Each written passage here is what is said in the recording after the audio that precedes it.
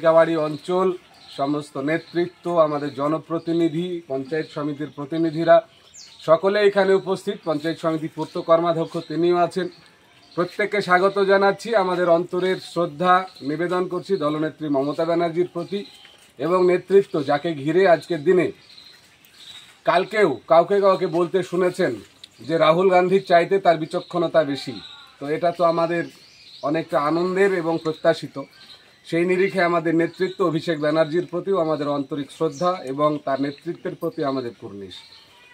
দীর্ঘ পাটিকাবাড়ি বানুকপাড়া থেকে নেমে এই রাস্তা দীর্ঘদিন হয়নি। মানুষ, আমি তো বলবো মূলত বঞ্চিত। তার কারণ এত কর্মযজ্ঞ চলছে দীর্ঘ টানা 15 বছর তৃণমূল কংগ্রেস পরিচালিত বিভিন্ন পঞ্চায়েত থেকে পঞ্চায়েত সমিতি, জেলা পরিষদ। তবুও আমি জানি না, কোথাও হয়তো কাদের এখান থেকে দৃষ্টি উঠে গিয়েছিল, সেই কারণেই হয়তো রাস্তাটি হয়নি। মেন রাস্তা, আমরা তো এখন মুখ্য যে রাস্তা বা প্রধান যে রাস্তা, সেই রাস্তাগুলোকে ছেড়ে অলিগলি ঢালাই করছি। কিন্তু এইখানে ব্যতিক্রমী একটা ছবি আমাদের কাছে এসেছিল যে দেখেছি মেন রাস্তায় ঢালাই হয়নি। পঞ্চায়েত সমিতির আমাদের সদস্য প্রতিনিধি ভুবন সাহা, তারই মূলত উদ্যোগ এবং পঞ্চায়েত সেখানেও কিছুটা সংযোজিত করেছে 80 মিটার, এবং আশা রাখছি সামান্য আমরাও কিছু জুড়ে এখানে যে রাস্তাটি এখনও খানিকটা থেকে যাবে সেটুকু আমরা নিরসন করব। তার কারণ প্রত্যেকদিন নওদা ব্লক জুড়ে বিভিন্ন কর্মসূচি, রাস্তাঘাট থেকে সমস্ত পানীয় জল, SBM এর বিভিন্ন কাজ চলছে। তো বাংলায় যেহেতু অভাবনীয়ভাবে কাজ চলছে, কাজ দ্রুতগামী, সেখানে কোথাও যদি কাজ না হয়ে থাকে এটা আমাদেরও কোথাও গিয়ে খারাপ লাগার। সেই খারাপ লাগাকেই আজকের দিনে দাঁড়িয়ে অন্ততপক্ষে একটু হলেও সূচনা করেছি।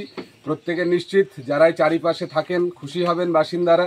আর বলবো 26 আসছে, একসাথে থাকুন, দলনেত্রীর সাথে থাকুন। তার কারণ মানুষ ইতিমধ্যেই রাজনৈতিক যে পালস সেটা বুঝে গেছে। বাংলায় বিভাজন বা সাম্প্রদায়িকতা এই শব্দগুলোকে চলবে না, মানুষ মেনে নেবে না। তাই বাংলায় 26-এ আরও একবার মমতা ব্যানার্জির হাতকে শক্তিশালী করুন। এবং আমার মনে হয় রাজনৈতিক ইতিহাসে প্রথমবার মমতা ব্যানার্জি আরও একটি ইতিহাস গড়বেন 26-এ, যে নিরঙ্কুশভাবে হয়তো 350 সিট, 275টি আসন আমরা পেয়ে যাব।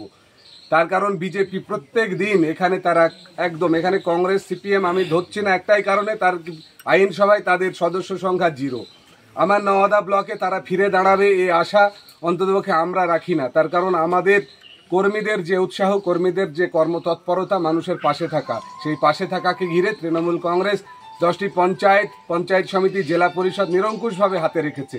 সেই নিরিখে এখানকার লোকসভার প্রার্থীকেও আপনাদের আশিসে, আপনাদের ভালোবাসায় আপনারা জয়লাভ করিয়েছেন।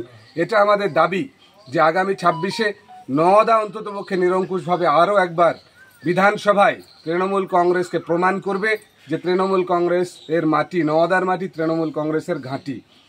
বাকি বাংলা জুড়ে সকলেই আপনারা জানেন শিক্ষিত সচেতন মানুষ, মানুষকে যারা অপমান করে, মানুষকে যারা লাঞ্ছনা বঞ্চনা করে এগিয়ে যেতে চায় তারা পিছবে, এটা খুব বাস্তব কথা।